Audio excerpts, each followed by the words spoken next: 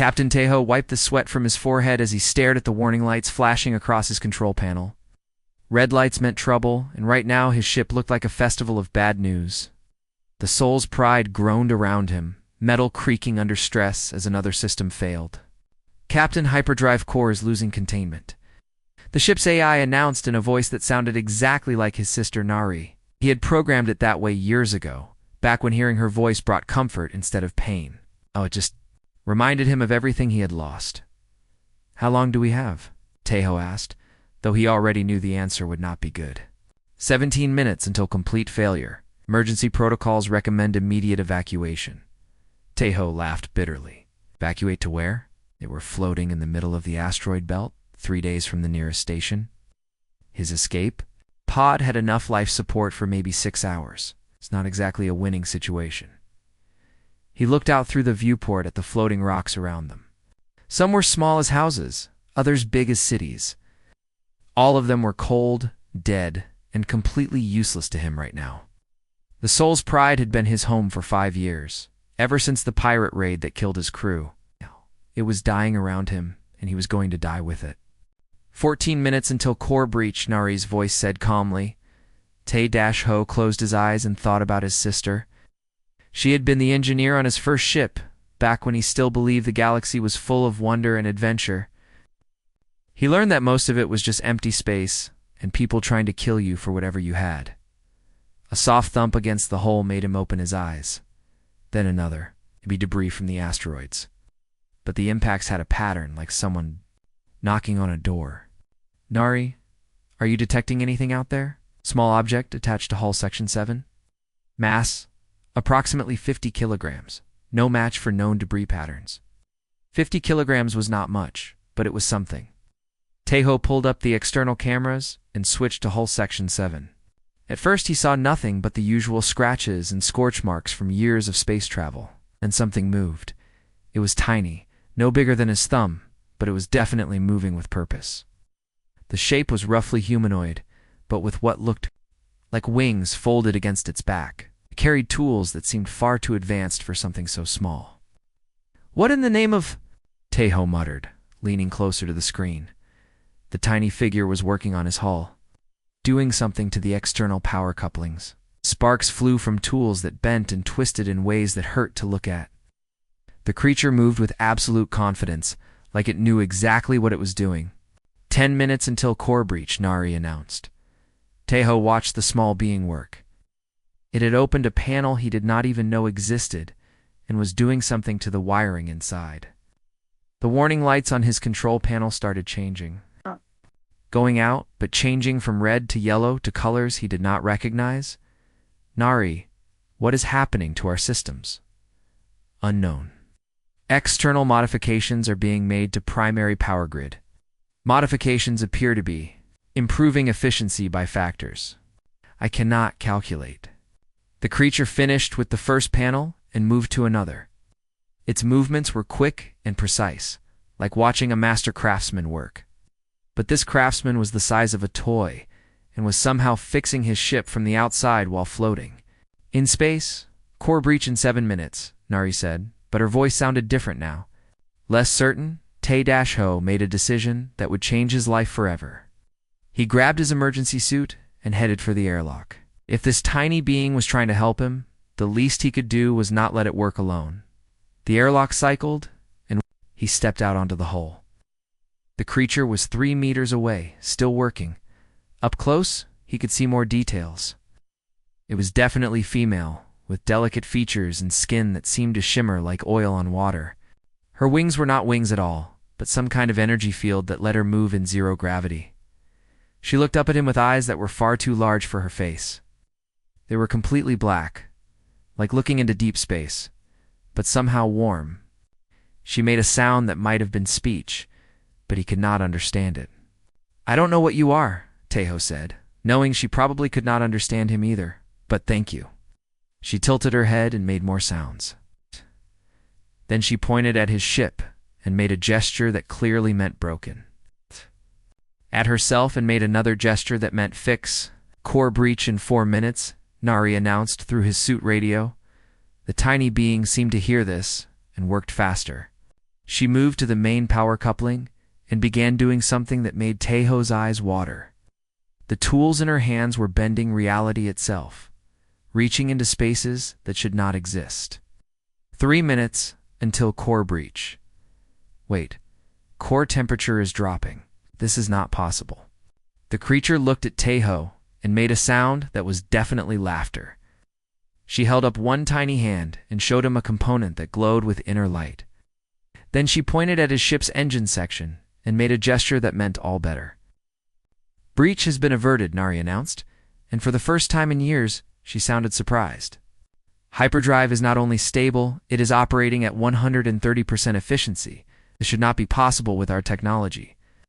The tiny being finished her work and floated over to Taeho. She was so small, he could have held her in one hand, but there was something about her presence that made her seem much larger. She spoke again, and this time, he caught something that sounded almost like his language. "Help. You," she said carefully, the words strange in her musical voice. "You helped me," Taeho replied slowly. "Thank you." She pointed at herself and said something that sounded like Biora. Then she pointed at him and waited. "Taeho," he said, pointing at himself. She repeated his name, and somehow it sounded beautiful in her voice. Then she pointed at his ship and made a questioning gesture. "Soul's pride," he said. She nodded and said something longer. He caught the words fix and more and together. Then she pointed at the stars and made a gesture that encompassed everything. Taeho realized that this was just the beginning. This tiny being had not just saved his ship, she had saved his life, and now she was offering something more. "Where are you going?" he asked. Biora pointed at a distant star and made a gesture that suggested something very large and very important. Then she looked at him with those deep black eyes and waited. Taeho looked at his ship, humming with new life thanks to this miniature miracle worker. Then he looked at the vast empty space around them and realized he was not alone anymore. "Show me," he said. 3 days had passed since Bora saved Taeho's life. Already she was speaking his language like she had known it for years. Not perfectly, but well enough that they could have real conversations. She sat on his shoulder as he piloted the Soul's Pride through the asteroid field, her tiny hands pointing out course corrections that kept them safe from collisions. "Your ship moves like wounded bird," Biora said, her voice like wind chimes in a gentle breeze. "But now has strong heart, will fly far." Taeho smiled. He had been smiling a lot lately, something he had not done in years. "You gave it a strong heart. I still don't understand how you did it. It's simple for my people. We see the music in machines. Your engines sing sad song before. Now they sing happy song." She had tried to explain her technology to him several times, but it was like trying to explain color to someone who had never seen. Her people, the Velinari, understood the universe in ways that made human science look like children playing with blocks. "Tell me about your people," Taeho said as he adjusted their course around a particularly large asteroid. Bora was quiet for a moment, her tiny feet swinging as she sat on his shoulder. "We are old. Very old. When your star was young, we were. Already traveling between worlds. We fix things that are broken. We build things that help others, is our way. But why are you alone?" The sadness in her voice was clear. "My companion, Hajin, she completed her great work 6 months ago, built machine that could heal dying suns. When work was finished, she chose to become one with the cosmic flow. It's honor for our people, but..." She paused, but I miss her voice. Taeho understood loneliness. After his crew died, he had spent years talking only to his ship's AI. "I'm sorry his natural way. But sometimes natural way feels cold." Biora pointed ahead. "Turn left here. Big rock coming." Taeho followed her guidance, marveling at how she seemed to know exactly where every asteroid was going to be. "How do you see so far ahead?" "I see patterns. Everything moves in patterns. Patterns, stars, people. Once you see pattern, you know what comes next." They flew in comfortable silence for a while, the Soul's Pride humming with new efficiency. The ship felt different now, more alive somehow. Biora's modifications had done more than just fix the hyperdrive. They had transformed his old cargo hauler into something that seemed to think for itself. "Biora," Tejo said finally. "Where are we going?" She pointed ahead to a star that was brighter than the others. "The Kepler sector. There's a great machine there, built by my ancestors long ago. It makes new stars when old ones die. But it has been broken for many years. Whole sector will become dead, if not fixed soon." "A machine that makes stars?" Tejo tried to imagine such a thing and failed. "Yes. It's called Stellar Forge. Most beautiful thing my people ever built, but very complex. Many parts all must work together in perfect harmony like symphony of light and energy." The way she spoke about it made Tejo think of how his sister used to talk about engineering. Nari had always said that the best technology was not just functional, but beautiful. "And you know how to fix it?" "I know how to try, but it's a dangerous journey. Many bad people want villainary technology. They hunt us, try to capture us, force us to work for them." BR's voice grew hard. "They do not understand that our technology cannot be stolen. It must be given freely, or it does not work." "What do you mean? Our machines are alive in their own way. They respond to intent, to emotion. If you try to use them with hate in your heart, they will not obey. If you try to force them, they will break themselves rather than be used for evil." Tejo thought about this. "That's why you could fix my ship so easily. You wanted to help." "Yes, and you received help with gratitude, not greed. Your ship's heart recognized this. Now it will always sing true for you." They were approaching the edge of the asteroid field now, and Tejo could see open space ahead. The Kepler sector was still weeks away, but he found himself looking forward to the journey. For the first time in years, he had a purpose beyond. "Just surviving, Bior," he said. "Why did you choose to help me? You could have just hidden until my ship exploded, then found another way to travel." She was quiet for so long that he thought she might not answer. Finally, she spoke in a voice so soft he had to strain to hear. "Because you reminded me of Hajin." She also had sadness in her eyes, but kindness in her heart. "And because ... double quotes, because I am tired of being alone." The honesty in her words hit Tejo like a physical blow. This tiny being with technology that could reshape reality itself was just as lonely as he was. "Well," he said, "you're not alone anymore. Promise?" she asked, and for a moment she sounded like a child. "Promise." Biora smiled, and her whole face lit up like a small sun. "Then I will teach you to hear the music in machines. Will be difficult for a human mind, but you have good heart. Good heart can learn anything." Over the next several hours, Biora began showing Tejo how to sense the rhythms in his ship's systems. It was impossible at first. Where he heard only the hum of engines, she heard complex harmonies. Where he saw only blinking lights, she saw patterns of meaning. "Feel here," she said, guiding his hand to a control panel.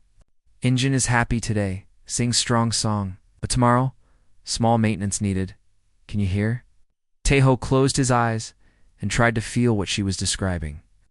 For a moment, just a moment, he thought he caught something. A tiny discordant note in the engine's rhythm. "I think ... maybe." "Yes," you begin to understand. "It's like learning new language.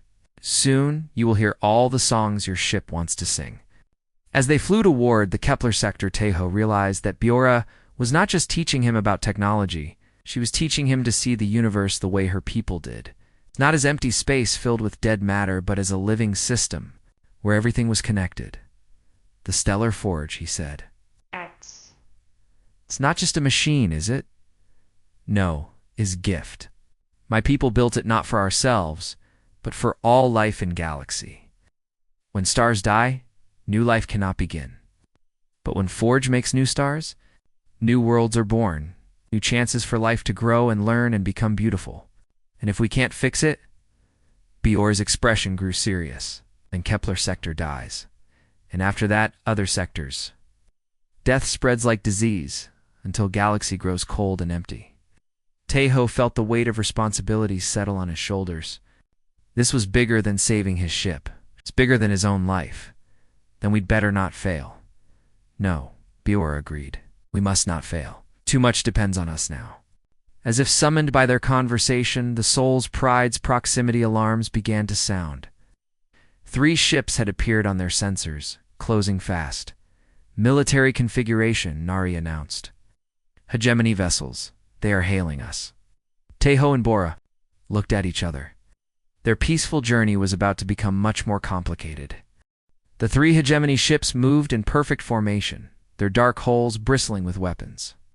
Teho had seen ships like these before. They belonged to the military alliance that controlled half the galaxy through fear and superior firepower. Is Captain Dongwu of the HSS Retribution?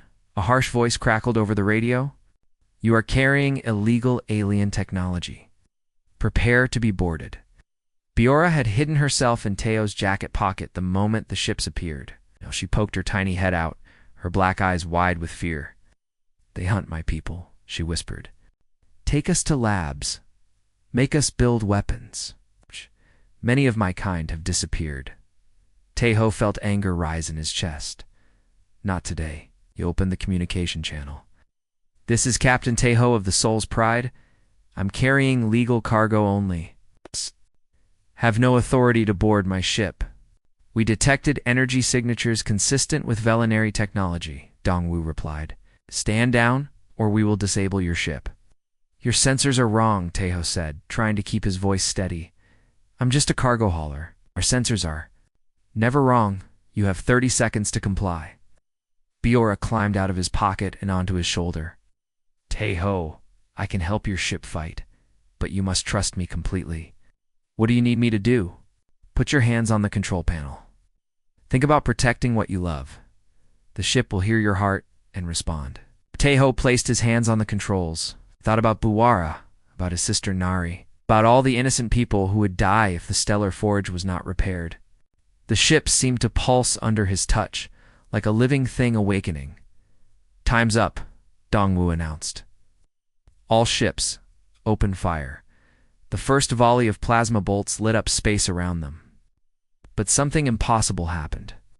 The Soul's Pride moved. Like it was alive, twisting and turning through the weapon fire with grace that should have been impossible for such a large ship. How are we doing that? Teho asked, amazed.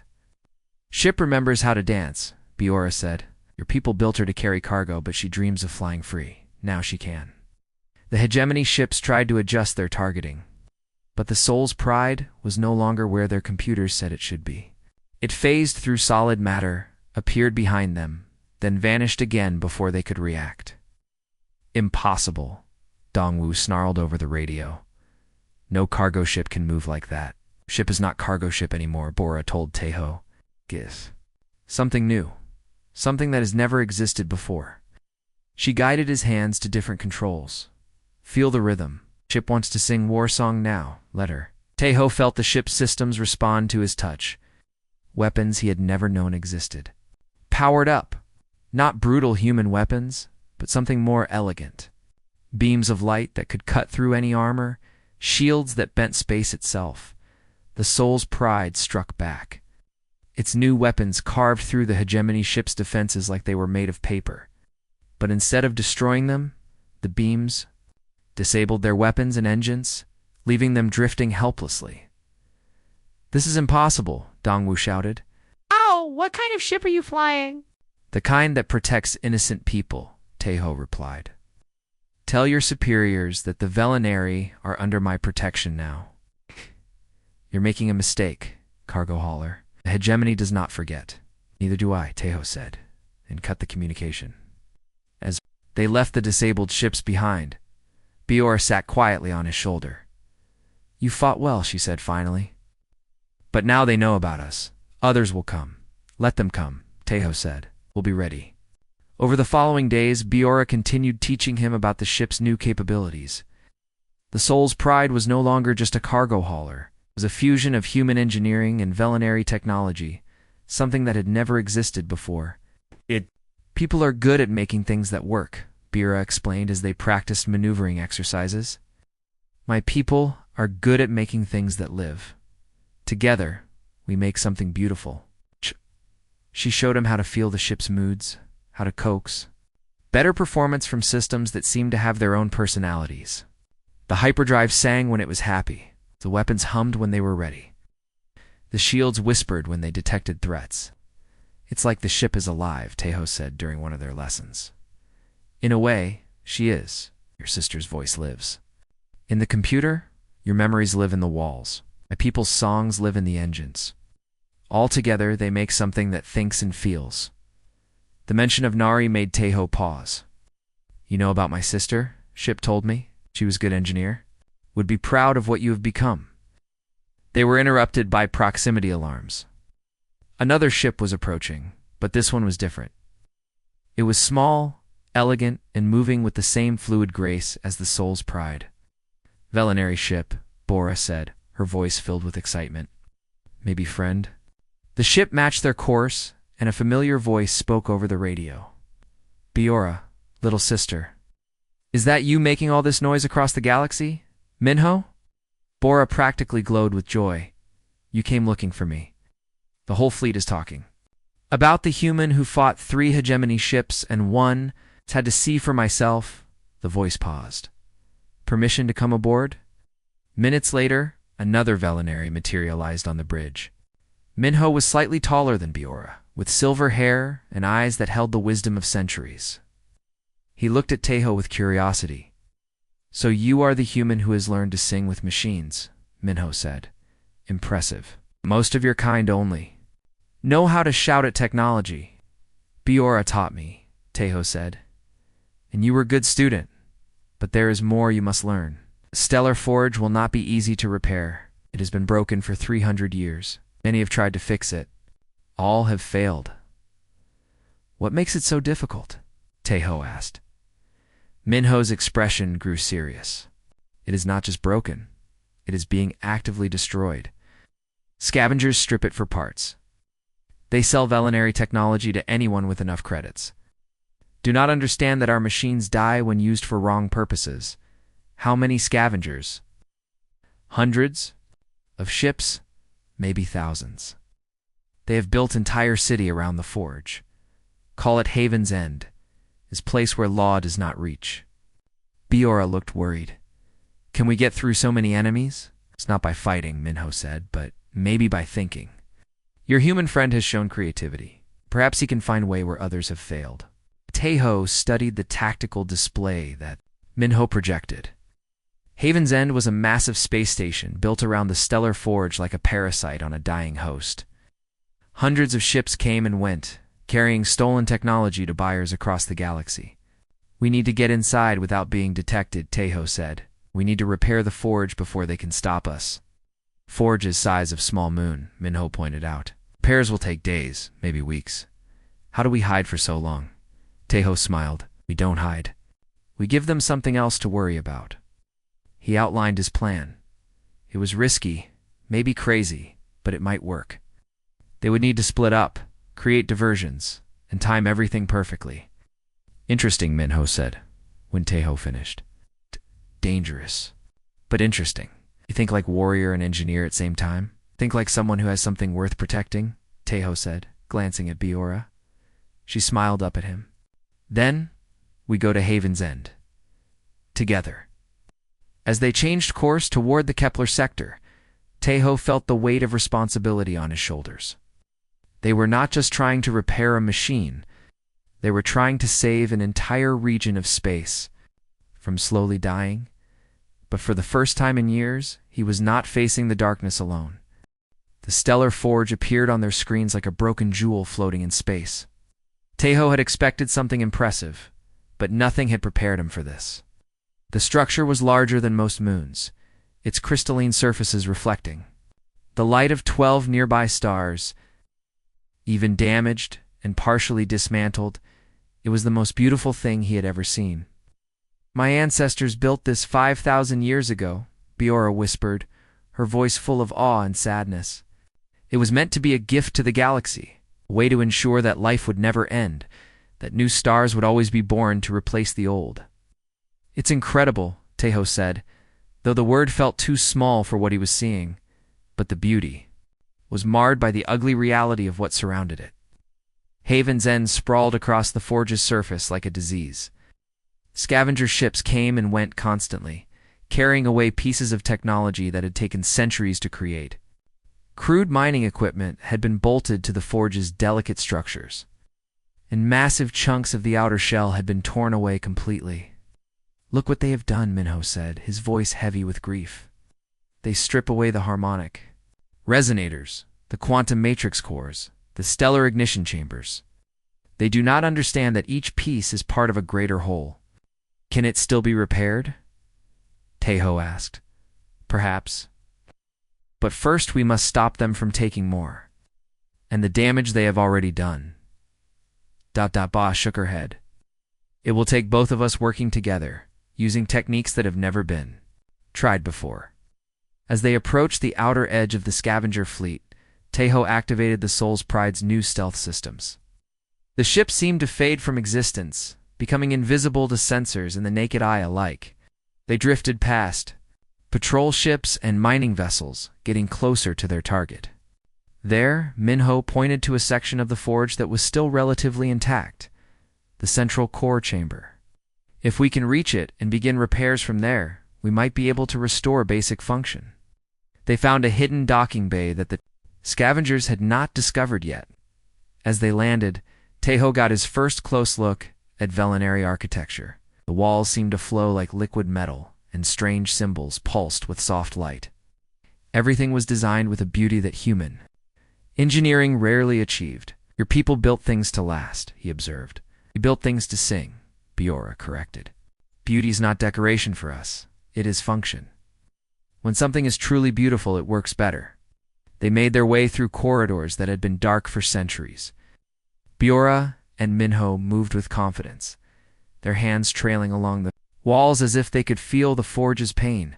Taeho followed, carrying equipment that looked like it belonged in a museum rather than a repair kit. The central core chamber was a vast sphere lined with crystals that should have been blazing with light. Instead, they were dark and cracked, their surfaces dulled by neglect. In the center floated a smaller sphere that pulsed weakly like a dying heart. "The primary ignition matrix," Minho explained. "This is where new stars are born." "But it has been damaged beyond normal repair methods." "What do you mean beyond normal methods?" Taeho asked. Biora was examining the damaged crystals with tools that seemed to bend space around them. "The scavengers tried to remove the matrix core 6 months ago. They failed, but the attempt created quantum fractures throughout the system. Now the matrix exists in multiple dimensions at once. Can you fix it? Alone? No. But together, we might be able to create a resonance cascade that reunifies the dimensional fragments." She looked at Taeho seriously. "But it will require you to interface directly with the Forge's consciousness." "The Forge has consciousness?" "All truly complex systems develop awareness eventually," Minho said. "The Forge has been thinking for thousands of years. It knows it is dying, and it is sad." Taeho felt a chill. "You want me to connect my mind to something that size? Not just connect, merge temporarily. Your human creativity combined with Velinary knowledge might be enough to heal the quantum fractures." Biora's expression was worried. "But it is dangerous. Human minds are not designed for such contact. You could be lost forever." Before Taeho could respond, alarms began sounding throughout the facility. The scavengers had discovered their presence. "Are out of time," Minho said. "They will be here soon." Through the chamber's viewing ports, Taeho could see ships converging on their position. These were not just scavengers, but full military vessels. Someone had been waiting for them. "Admiral Kung Su," a voice echoed through the chamber's communication. "System, welcome to Haven's End. You have caused us considerable trouble." "Who is Admiral Kung Su?" Taeho asked. "The man who organized the scavenger fleets," Minho replied grimly. "Former hegemony officer who went rogue when the military would not let him experiment with captured Velinary technology." "You have something that belongs to me?" Kyunsu continued. 2 Velinary specimens and a ship enhanced with their technology. Surrender now, and I might let you live long enough to see what we can accomplish together." "He will torture us until we build weapons for him," Biora said quietly. "Many of my people have died in his laboratories." Taeho felt the familiar anger rise in his chest. "Not today." He placed his hands on the primary ignition matrix. The moment his skin touched the crystal surface, his mind exploded with sensation. He was no longer just Tahoe. He was the forge itself, feeling every damaged system, every stolen component, every moment of pain inflicted by the scavengers. But there was something else, presence vast and ancient, wounded but still strong. The forge was indeed alive, and it had been waiting for someone who could hear its voice. "Help me," he whispered to Biora and Minho. "I can feel what needs to be done, but I cannot do it alone." The two Velinari placed their hands on the matrix beside his. Immediately, the chamber filled with harmonious sound as their combined consciousness began to heal the quantum fractures. Tahoe felt his mind expanding, seeing the universe the way the Velinari did, understanding the deep connections between all things. "It's working," Minho said, his voice filled with wonder. "The matrix is stabilizing," but their success had not gone unnoticed. Kung Su's ships were cutting through the forge's hull, sending armed soldiers to stop them. The sound of weapons.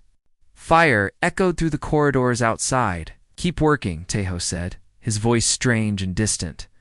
"I can feel the forge waking up. It remembers how to defend itself." Around them, the facility began to come alive. Lights flickered on, defensive systems activated, and the ancient weapons that had protected the forge for millennia began to power up.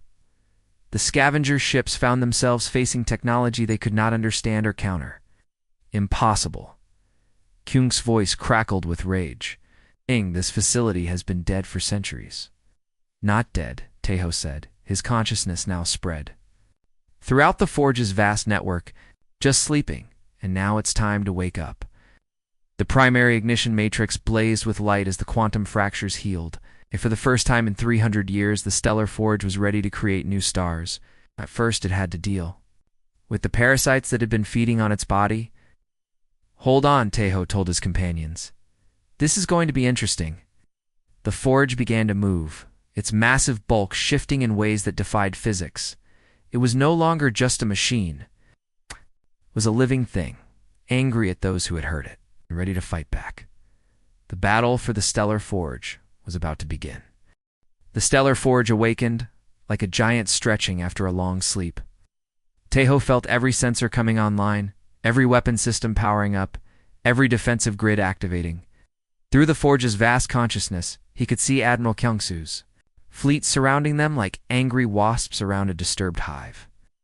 200 ships, Minho said, his voice tight with concern. "All armed for serious combat." "Numbers do not matter," Tahoe replied, his voice carrying harmonics that had not been there before. "The forge remembers how to fight." Biora kept her hands pressed against the primary ignition matrix, her face glowing with concentration. "The repair process is only half complete. We need more time." "Time is something we do not have," Tahoe said. Through the forge's sensors, he watched Kung Su's forces organizing into attack formations. "But maybe we can make some." The first wave of scavenger ships launched their assault with everything they had. Plasma cannons, missile barrages, and fusion bombs lit up the space around the forge. But the ancient defensive systems were already responding. Energy shields that bent light itself absorbed the attacks, while counter-weapons fired beams of pure force that cut through enemy hulls like paper. "My God," Kung So's voice crackled over the communications. "How is this possible?" "That facility was supposed to be dead." "Your mistake," Tahoe said. His consciousness now spread throughout the forge's network, was thinking that death and sleep are the same thing. The battle became a dance of impossible beauty and terrible destruction. The forge moved with grace that should have been impossible for something so massive, its crystalline surfaces reflecting weapon fire and patterns that hurt to look at directly. Scavenger ships found themselves trapped in gravity wells that appeared from nowhere, or simply vanished, as the forge phased parts of itself out of normal space. But Kyungsu's forces adapted quickly. They had been stripping the forge for months and knew its layout better than anyone. It began targeting specific systems, trying to overload the defensive grid through concentrated fire. "They're learning our patterns," Minho warned. "Outer shields are weakening." "Then we change the pattern," Tahoe said. He reached deeper into the forge's consciousness. finding systems that had been dormant for millennia, ancient weapons that worked on principles human science had never discovered, defenses that could turn an enemy's own weapons against them. The forge had been built by a peaceful people, but they had not been naive about the dangers of the universe. Soul's Pride detached from its hidden docking bay and joined the battle. Even enhanced with VowedWhere technology, it was tiny compared to the massive warships attacking them. But size meant nothing when you could phase through solid matter and strike from impossible angles. "I can provide support," Nari's voice said. "Over the communication system. All systems are operating at maximum efficiency." "Be careful," Teho told his ship. "These are not the same pirates we faced before." The Soul's Pride danced through the battle like a ghost, striking at weak points in the enemy formation before vanishing again. Its weapons, enhanced by VowedWhere technology, disabled ships rather than destroying them. Even in the heat of combat, it followed the principle that all life was precious. But Kyungsu had prepared for this. His flagship, the Devastator, was 3 times the size of normal battleships and armed with weapons stolen from a dozen different worlds. It began targeting the forge's core systems directly, trying to cause a cascade failure that would destroy the entire structure. "He is trying to crack our primary power core," Boris said, her voice strained from maintaining the repair process. "If he succeeds, the explosion will be visible from 3 star systems away. Not if I can help it," Teho said. He focused his consciousness on the Devastator, feeling its systems through the forge's sensors. The ship was a patchwork of stolen technology, held together by force and fear rather than understanding. It was powerful, but it was not harmonious. "Biora," he said, "I need you to teach me something new." "What do you need?" "Show me how to sing." 2 machines that do not want to listen? Even while maintaining the repair process, Biora managed to guide him through the technique. It was dangerous, trying to communicate with technology that had been built with violence in mind. But Teho had learned to feel the music in machines, and even the angriest machine had some small part that remembered what it was like to create rather than destroy. The Devastator's weapons suddenly stopped firing. Its engines began to stutter. Throughout the ship, systems started to malfunction as Teho's consciousness reached into its electronic brain and began to sing. "What are you doing to my ship?" Kyungsu screamed over the radio, reminding it what it was built for. Teho replied, "Before you filled it with hate." The Devastator's original construction had been a hospital ship, designed to save lives in the aftermath of battles. Deep in its memory banks, that original purpose still existed. Teho found it and began to nurture it, helping it remember its true nature. The battleship's weapons powered down, its medical bays activated. Its communication systems began broadcasting offers of aid to damaged vessels on both sides of the battle. "Impossible," Kyungsu snarled. "You cannot turn a warship into a hospital with pretty words." "You are right," Teho said. But I can remind it what it was always meant to be." The effects spread through Kyungsu's fleet like a virus. Ship after ship began to remember their original purposes. Cargo haulers stopped firing and began offering to evacuate wounded crew members. Mining vessels turned their tools toward clearing debris rather than creating it. Even the fighters began forming protective escorts around damaged ships. "Stop this," Kyungsu ordered his remaining loyal ships. "All units concentrate fire on the forge's core. Destroy it before this madness spreads further." But it was too late. The forge was fully awake now, and it was angry. Not with the mindless rage of a beast, but with the focused fury of a parent protecting its children. Systems that had been designed to create stars turned their power toward defense. A beam of pure creation energy lanced out from the forge's central core. It struck the remaining hostile ships not with destruction, but with transformation. Their weapons became tools. Yes. Their armor became protection for the weak. Their engines became means of bringing help to those who needed it. "The repair process is complete," Biora announced, her voice filled with wonder. "The primary ignition matrix is stable. You can begin creating new stars." "Not yet," Teho said. "First we finish this." He reached out through the forge's consciousness to every ship in the area, friend and former enemy alike. "Admiral Kyungsu," he said, his voice carrying the authority of the ancient machine. "Your fleet is now under my protection. Any who wish to leave may do so freely. Any who wish to stay and help repair the damage you have done are welcome." "You think you have one?" Kung Su's voice was filled with rage and desperation. "This changes nothing. Others will come. The hegemony will not let this stand." "Let them come," Teho said. "The forge is awake now. It will not sleep again." The viewing ports? He could see the first new star beginning to form. A swirling mass of gas and energy, guided by the forge's ancient wisdom, slowly condensing into something that would burn for billions of years. It was beautiful beyond description, a small sun being born in the darkness of space. "Look," Bora whispered, her eyes reflecting the newborn star's light. "We did it." But Teho was already thinking ahead. This was just the beginning. The forge could create stars, but it would need protection. The galaxy was full of people like Kung Su, who saw wonder and thought only of profit. "Minho," he said, "can you contact other Velinari? Tell them what we have accomplished here." "Already done," Minho replied with a smile. "They're coming. Many of them. This is the first time in centuries that one of the great works has been restored." As the new star blazed to life, Teho felt something change inside himself. The connection to the forge was permanent now. He would always be able to hear its voice, feel its needs, understand its purpose. But more than that, he had become something new.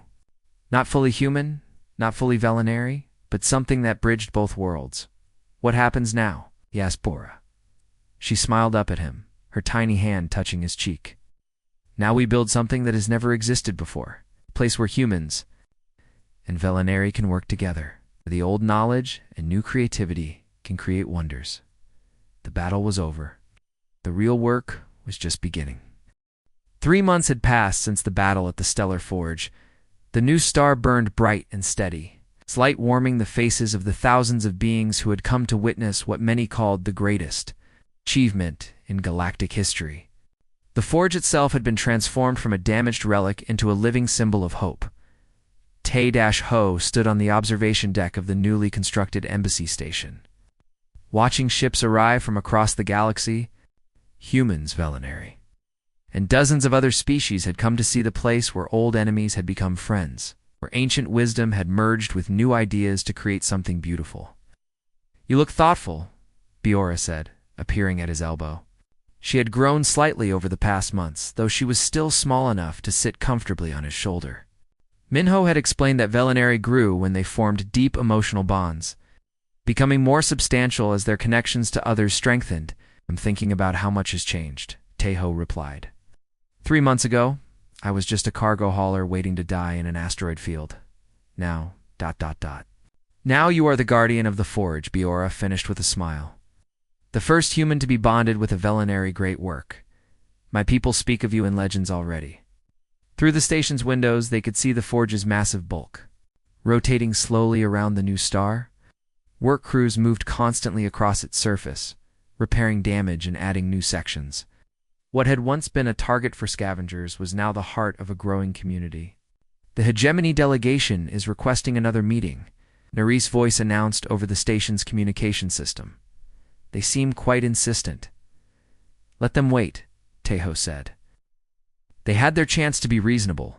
The hegemony had not. Taken the loss of Kyungzu's fleet, well, for weeks, they had demanded that Teho surrender the forge and submit to their authority.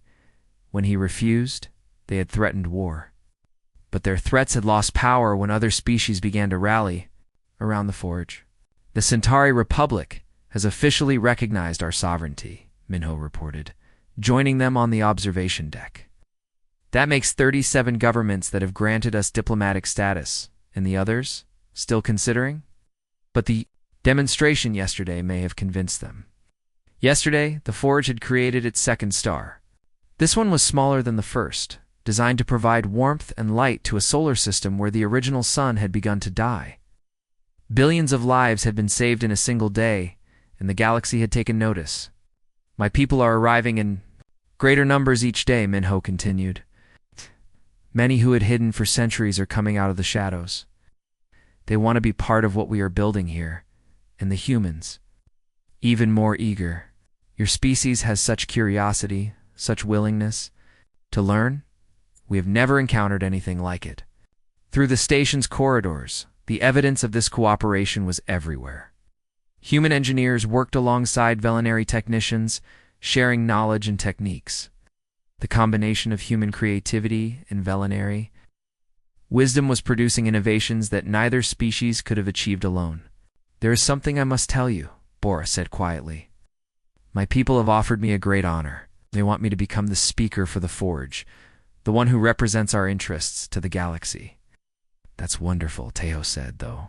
Something in her tone made him worried. "You deserve it.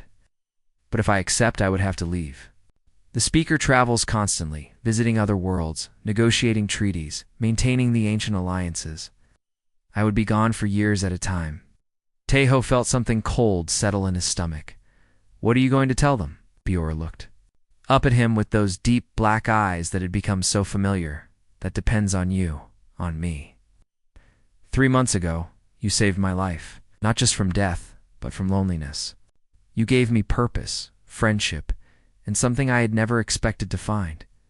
She paused, her voice becoming softer. "Love Bo-Rod ... double quotes. I know we are different species. I know there are those who would say it is impossible. But I also know that when you touch the Forge's consciousness, you can feel what I feel. You know that what we have is real." Tejo knelt down so they were at eye level. "I know. I've felt it too. But I don't want to hold you back from your destiny. You are not holding me back," Biora said firmly. "You're giving me a choice. For the first time in my life, I can choose my own path instead of following what is expected of me." "And what do you choose?" Biora smiled, and her whole face lit up like the star they had helped create. "One choose you, I choose this place. Tight. Choose to build something new instead of maintaining something old."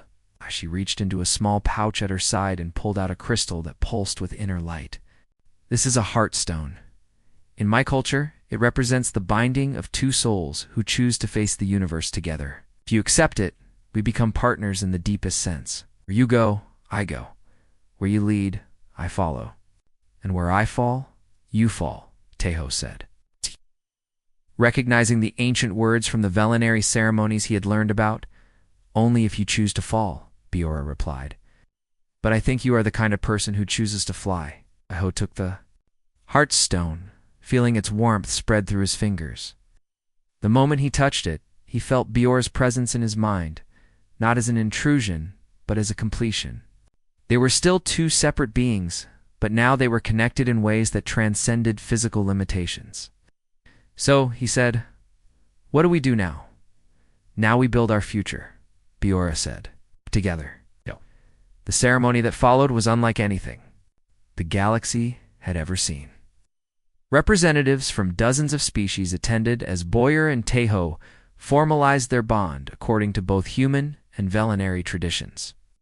The Forge itself participated, its consciousness reaching out to bless the union.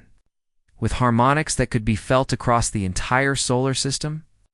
"This is just the beginning," Minho said, as the celebration continued around them. "You have proven that different species can not only coexist, but create something greater than either could achieve alone." "What about the hegemony?" Tejo asked. "They're not going to give up easily." "Let them try," Biora said, her tiny hand clasped in his. "We have something they can never understand or defeat."